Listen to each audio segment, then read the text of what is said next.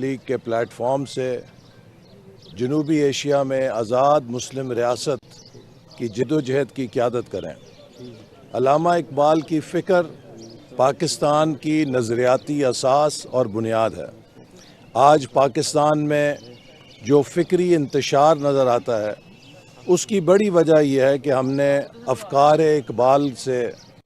منہ موڑا ہے۔ حکومت نے ہر سطح پر یہ فیصلہ کیا ہے کہ ہم افکار اقبال کی ترویج کریں گے۔ وزارت تعلیم کو ہدایات دی جا چکی ہیں کہ وہ اقبال کے کلام کو اور فکر کو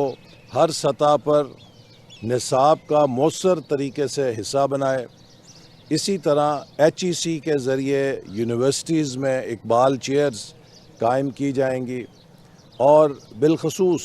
2027 میں جبکہ علامہ اقبال کا 150واں یوم پیدائش ہوگا، عالمی سطح کے اوپر علامہ اقبال کے 150ویں یوم پیدائش کو سیلیبریٹ کرنے کے لیے انتظامات کیے جائیں گے، اور اقبال کی فکر کو نہ صرف ملک کے اندر بلکہ بیرون ملک پاکستان کی شناخت کے طور پہ پیش کیا جائے گا۔ علامہ اقبال ہمارا ایک بہت بڑا فکری سافٹ پاور کا اثاثہ ہیں، اور ہم انشاءاللہ تعالی اقبال کے اس پیغام کو، ان کی فکر کو حکومت کی سطح سے ملک کے اندر بیرون ملک روشناس کرائیں گے۔ اور بالخصوص میں سمجھتا ہوں کہ آج کے نوجوانوں کو اگر ہم فکر اقبال سے روشناس کرائیں تو ہم آج کے دور کی انتہا پسندی، آج کے دور کی مذہبی انٹالرنس، ان سب چیزوں کا مقابلہ کر سکتے ہیں۔ اقبال مذہب میں تشدد، مذہب میں انتہا پسندی کی رد کرتے ہیں، اور اقبال قوم کو اتحاد اور نظم کی تعلیم دیتے ہیں، جد و جہد کا درس دیتے ہیں، اور خودی کا تصور دے کر ایک باوقار، خوددار، خود مختار اور خوشحال قوم بننے کا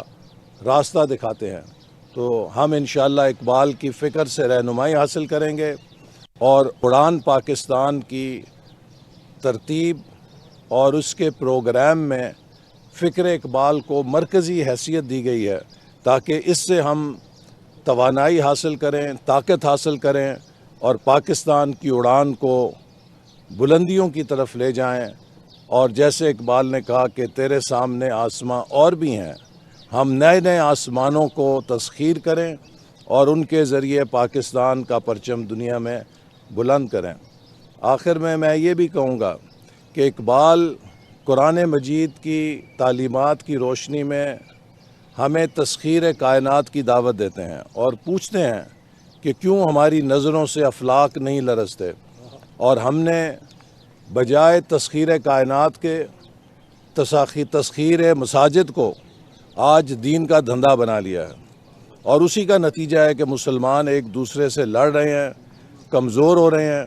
اور 1 کروڑ کا ملک ہے، اس نے 2.5 ارب مسلمانوں کو بے بس کر کے غزہ کے اندر فلسطین میں ظلم اور بربریت کا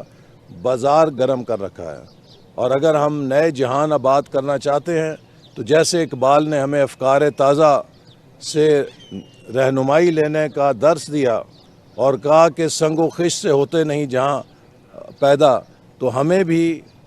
اب اپنے اندر وہ علم، تحقیق کی روایت زندہ کرنی ہے جو کبھی بغداد، غرناطہ اور اندلس کے جامعات میں اور بیت الحکمہ سے جس کی روشنی نکلا کرتی تھی اور اس نے اندھیروں میں سوئے ہوئے یورپ کو جگایا۔ آج ہمیں اسی اساس پہ واپس لوٹنا ہے اور خود کو